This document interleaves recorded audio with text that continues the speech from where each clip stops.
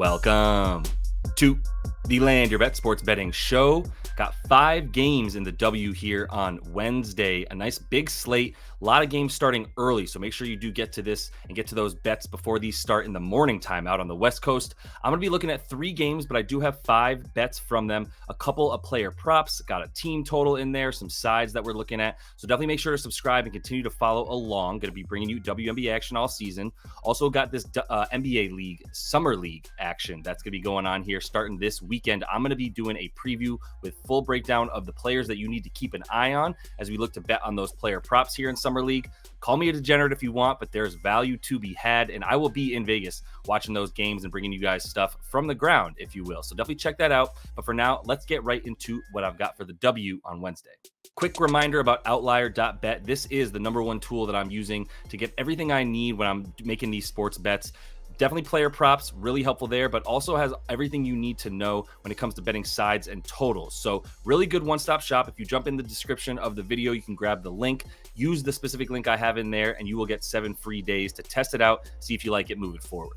Quick revisit of the WNBA record this season. 10 games above 500, 8.74 units up so far on the young season. So we'll look to keep it going. Definitely been getting carried by those sides and totals. I've got a bunch of those in here, but also a couple player props to add to that record. So let's jump right into that first game, which is a very, very good one. The Liberty take a short trip up north to Connecticut, taking on the Sun at Mohegan Sun at the casino there. And these might be the 2 best teams in the league. The Aces probably have something to say about that right now. So do the Lynx, but these 2 are definitely in the top 4, probably top 4, maybe top 5. Either way, really good matchup. Pretty good game the last time they played in Connecticut for that one as well, about 3-4 weeks ago now at this point. But the Liberty have been hot, man. They have now won 13 of their last 15. Weird little blip, if you will, on the radar after they lost to the Fever when Caitlin Clark went and crazy, did her thing with the triple-double, right? Other than that, they have been dominating really good teams as well, to be honest. They're second in offensive rating, 4th in D rating, and that D rating has come up a little bit from about 5th or 6th where it was earlier in the year. Big reason why they've been so dominant. Pace up at about 6. That's going to be where they live, 4th to 6th in that range, right in the middle of the pack towards the front of the line a little bit. And then rebounding, also been a real big reason for why they've gotten so much better. 2nd in that rebounding percentage, and they continue to just drain threes and really some longer shots as well, which is why they have such a high effective field goal percentage. Best in the league there. The Sun, they came out hot. As we know, they had that winning streak to start the season. Offensive ratings actually gotten a little bit better. Defensive ratings staying around 2nd because the Lynx are so good now on defense that they've overtaken them for the best defensive rating in the league, but continue to play slow for Connecticut. Best rebounding team in the league, which is what they've really had to hang their hat on. It's the offense that is really the struggle for them. Not the best shooting squad. A lot of what they want to do is going to the basket, but not much of a threat from deep. That's going to be something that they're going to have to probably address moving forward because that's a big reason why the Liberty beat them in the last game. If the Connecticut Sun want to hang with the Liberty, they're going to have to limit them on offense and try to do some of what they do because the Liberty are going to push the pace. They're going to get out into transition. As soon as you miss a bucket, they're getting it and going. There's no waiting to set up the offense. They know that they have the best offense in the league in the open court specifically, and the best 3-point shooting team, which they have clearly taken that nod now, wearing that hat as the best top team in terms of the amount of threes they're taking and the amount that they're making. So they're continuing to be really impressive. A lot of that, you can get 2s against them if you want because they know they can hit those 3s. Connecticut, however, is the best defense in the league when it comes to limiting fast break and limiting stuff behind the 3-point line. So if they can do that fairly well, they can hang because they can't score the way that this Liberty team can score. So they're really going to have to make their bread on the defensive side of the ball. As far as the Sun offense, though, they continue to be just a machine, basically. They're just very, very efficient. Alyssa Thomas really runs the offense well, as we know, and everybody else can just fill in their position and do what they do well. Just not a lot of 3-point shooting. Everything else, though, 2nd in points off turnover and second chance points. They are the 4th best team in terms of scoring in the paint, mostly off of drives, not really getting much in terms of Brianna Jones post-ups or anything to that effect. But then their free throw rate, also #1 in the league. However, the Liberty match up really well on defense as well, right? They're going to be in the top 5 in all of the key categories that we just mentioned about Connecticut, including #1 in terms of limiting second chance points and opponent free throws, which is something that Connecticut relies on. They need those easy buckets off putbacks and free throws to be able to win this game.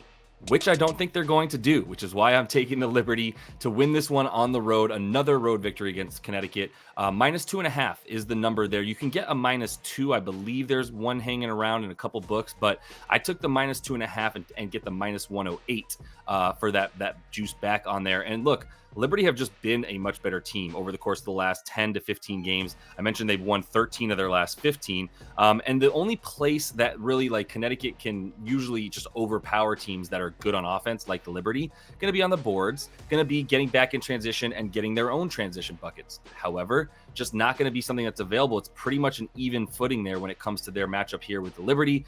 Liberty, though, have that edge behind the arc. And that's what it really comes down to for me is I don't think it's kind of like the Celtics in the NBA. I just don't think I know the Connecticut Sun cannot rain threes the way that this Liberty team can. So if that's the case, then no matter how many twos or how efficient of an offense that they might have, they're not going to be getting the easy buckets from the free throw line or from second chance points off of putbacks. That's why we're going to take the Liberty for another big victory in this Eastern Conference by 2.5 over the Sun.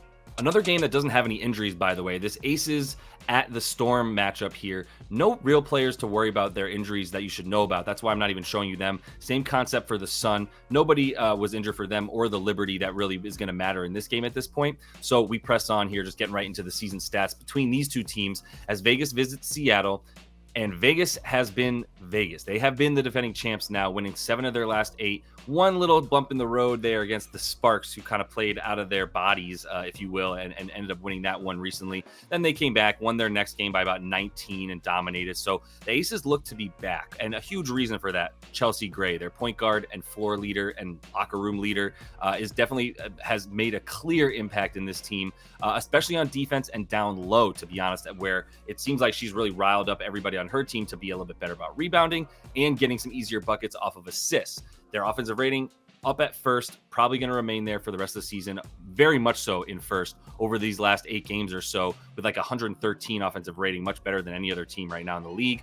6th in defense, gotten better though. They were up at about 8th in terms of defensive rating before Chelsea Gray's return, playing at the fastest pace. They're like the Liberty, but just even more so get it and go, to be honest. Fast break, pace, and threes. That's going to be what you see from them. Similar to the Liberty, but even faster, like I said. Plus, Asia Wilson is on one of those teams, and it ain't the Liberty.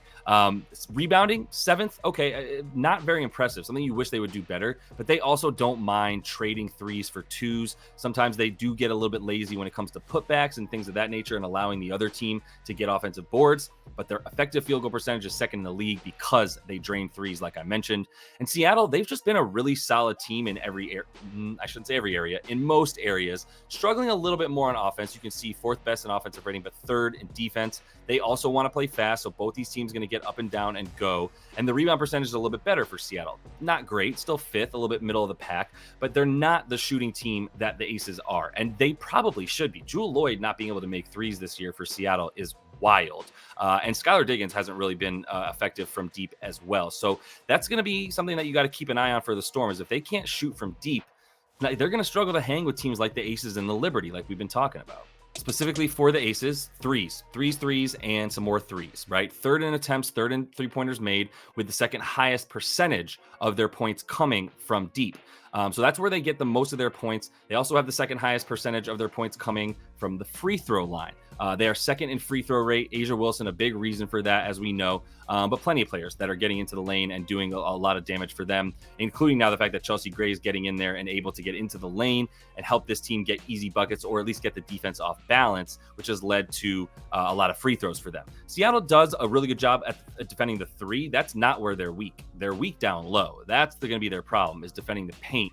And they are susceptible to giving up free throws because they're not very good down low. So that's going to be something that will probably lead to more free throws for Vegas here, because of the fact that, they're going to get into the lane, and then the Seattle team, with the inability to stop players like Asia Wilson, they're going to have to resort to fouls, giving this Las Vegas squad easy buckets. For the Storm, they kind of dominate this miscellaneous category, which is all 4 of the things we're talking about here: points off turnovers, second chance points, fast break points, and paint points, right? And they're good at all of it. The Aces happen to be very good at limiting probably the 2 more important aspects of this, which is points off of turnovers and paint points. Now, if Seattle gets a lot of second chance points, is getting a lot of offensive rebounds, and you don't see this Aces team rebounding like it should, then this thing will probably stay close at around this 4.5, 5 point spread that the Aces are currently favored to win by. I don't think that they're going to struggle quite as much as you might think, though. I think the Aces are going to keep coming. They've been a lot better in terms of second chance points and fast break points and limiting those in the last 7 to 8 games since their winning streak really started, right? So I think that they're going to have some success doing that, which is why I am taking them to win. Now, I have 2-player props in this game, but I wanted to get real quick to the fact that I think Vegas is good to cover the 4.5 here. Anything under 5 is going to be a good bet for me in this one. I think the champs are back. They've won 7 of 8. They have been easily the best team in the league record-wise, as well as a plus 14.8, basically plus 15 net rating, winning by an average of about 10 to 12 points per game as well in this this nice little win streak that they've put together. And I just think Asia is going to be too much of a problem for this Storm squad down low. McBeggar's going to have her hands more than full. We saw Asia get the 27 points last time that these two teams played, and that was without Chelsea Gray, which is a bit of an impact. Now, Chelsea Gray helps everywhere, but especially down low. So I am just going to get right into the Asia bet here. I'm taking her to go over and really carry the load here for the Aces, as I think they're going to win, and I think she's going to be a big reason for that. The Storm defense, we mentioned, weak down low. They will give up points in the paint. Not only points in the paint, but points in the extended paint, right? That area that's about 5 to 10 feet from the basket. That is going to be where you see Asia Wilson dominating. She scores almost half of her points in that little area because she's got that baby sky hook that nobody can touch, right? She's too big and has too nice of a touch around the rim and in that paint area, but doesn't have to get all the way down low and bang bodies to, like, you know, get a layup. She's taking that little floater and baby hook, like I said, and that is where this Storm team allows the second most points per game in that area. So I think you're going to see a lot of guards like Kelsey Plum and more likely Jackie Young and Chelsea Gray getting into the paint, diming it up to Asia and company, and mostly Asia. So we're going to see her get, I think, pretty close, if not 30 points in this one.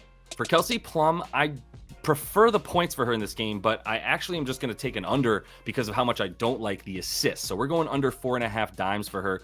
A little bit of price discrepancy there too. I would make sure you get that at about minus 115. It was about minus 135 to go under this number on FanDuel. On DraftKings and Bet365, this is a really good number here at minus 115 for her to get under 5 assists, because Chelsea Gray is back. And what you saw was the first 7 games of the season, no Chelsea Gray. Kelsey Plum goes over this number in all of those games. Then Chelsea Gray comes back. She still went over a couple of times in the first games of the last 8 that Gray's been back, but she's gone under in the last 3, under in 5 of the last 8 since Chelsea Gray's been back. So I think that's going to continue to be the case. We've seen her shots go up and her assists go down. She'd rather play off the ball and get the spot up stuff going for her. And that's when Vegas is most dangerous, is when you have Kelsey Plum as a shooter, not as a dimer, right? And look, the thing here is the Storm are very good at limiting points behind the 3-point line, and that's where Kelsey is going to get her points. We know that. So I'd rather not have to go for the points. I think she's probably going to get about 18 to 20 points for Kelsey Plum in this game, but I don't think she's going to get 5 assists. So I'm going to take this in the last 14 games or so. And like I said, Chelsea Gray been back for 8, but really in the last 14, under an 8 of 14, under 5 of her last 8, averaging just 4 a game. And because the Storm team is so good at limiting assists, we're going to take her to go under 4.5. Final game I'm looking at, Dallas is in Phoenix, taking on the Merc. And we are going to be without Diana Taurasi, the GOAT, in this one. To make no mistake, that is the greatest women's player of all time. I'll fight people for it. That said, they also have a couple players named Kalia Copper and Brittany Griner. And that's going to be where we see this Mercury team probably doing the bulk of their damage on offense. Both these teams look bad. Let's just be completely honest. Dallas already played themselves well out of the playoff picture at this point. The Mercury, somewhat of a middling team, definitely need to get better down low, I would say, in a few other areas. But overall, that offensive rating is back up to 6th after being in the bottom 3 or 4 without Griner. She's back. They're back in terms of being able to play a little bit more versatility. Don't think that's a word, with more versatility on offense. The pace, 4th and 3rd, so they are both going to play fast, but neither of these teams are good on defense. Even with Griner back, this Phoenix Mercury team has been really bad. Dallas has been worse. They've been the worst defensive team in the league for most of the season because they can't stop you down low. That's really going to be a big part of this. We'll talk about that more in a sec. They do have a huge rebounding edge, I will say that. So if the Mercury are unable to pull down those defensive rebounds and keep the wings off the boards, that could be a problem. Mercury, much better shooting team. Even though they're both 6th and 8th, I would much rather take the shooters that we've got here for the Mercury, as they do rely on that 3-point shot a ton. Let's get into the wings offense, though. this is the only way they're going to score. If you give up second chance points and you give up stuff down low. Now, this Mercury team is a bad rebounding team. It's kind of like the 76ers. Like somehow the 76ers were like a bottom 5 to 10 rebounding team in the league, despite having the best center in the league. Similar concept here. I'm not calling Brittany Griner the best center in the league. That clearly belongs to A'ja Wilson, but she's up there in the top 3, right? And the fact that she's not able to limit second chance points, like this is even since she's been back, they've still been a bottom 8, bottom 3 to 4 team in terms of limiting offensive rebounds and limiting opponent second chance points. So they're gonna have to correct that. And if the Wings are able to get down low and get those boards on offense, they could keep this thing close. That said, I do like the Mercury to win. We'll talk about the spread in a minute, but the opponent paint points, though, they're very good at limiting. They've gotten much better, and they continue to be in the top 3 for Phoenix, and that's going to be probably why I don't like. It is why I don't like the Wings to be able to win this game, and don't give them that much of a chance. To be honest, is because they're going to need to hit threes, and I don't think they're going to be able to do it. I know they're not. That's what they've been unable to do all season. Points off a turnover is a push. It is the other thing the Wings are decent at, is at least getting the ball and going when they do get a turnover, but I don't know that they're going to have that much success in that area against the Mercury here. The thing that the Mercury are going to do well, shoot the ball. We know that they're going to keep shooting threes, the second most attempts, 5th most makes. And since Griner's been back, and that's why we've got these asterisks here next to 5th and 3rd, because this is in the last 10 to 12 games that they've come all the way up to 5th best in terms of paint points and 3rd best in terms of points off a turnover. Well, as good as the Wings are at crashing the offensive boards and getting points in the paint, they are equally, if not worse, at stopping that on the other end. 12th in opponents' paint points, 12th in giving up points off of turnovers. And the Mercury will pressure that ball. They will try to get steals, as they're a top 3 team in terms of steals, and they will turn that into transition points. That is why I do think they're going to win this game. 7.5 is a bit scary. I wish DT, Diana Taurasi, was playing, but without her, in terms of the flow and the organization, especially on defense, that's where I don't trust this Mercury team. However, I do trust them to get their points even without DT, which is why I'm taking them to go over 89.5. I think an over in this game is probably good, but the Wings are so damn inconsistent and so putrid if they're not hitting their shots down low. Like if they're not getting easy buckets, they're not making threes to really make up for it. And that's why I don't even want to mess with what they're going to do on offense or whatnot. But I don't think they're going to be able to limit this Mercury squad, who, like I said, 3-point shots against a middling 3-point defense, they should be fine. The paint defense is embarrassing for the Wings, and that's going to be where I think the Kalia Copper is just going to be a problem all game. Just going to feast going to the rim from the wing. Probably the best wing player in the league, at least top 3. Let's put her in there. Also, obviously, like Collier on the Lynx, but yeah, Copper, incredible season so far. I expect her to get about 23 to 25 points in that range. Really high points prop for her as well. So I'm just sticking to going for the over on the team total of 89.5 for Phoenix. And that is all the time that I have for you guys. Another reminder about Outlier, that is in the description of the video. Grab that link that's in there, get 7 free days, and get yourself a little bit of help with these sports bets that you're making. I will be back with a video on Wednesday as well, which is going to be previewing the Summer League, because we're going to be making some money in Vegas, baby, which is what everybody says. But we're going to be specifically doing it by betting on the NBA Summer League. So check that video out on Wednesday. And until I see you next, happy betting.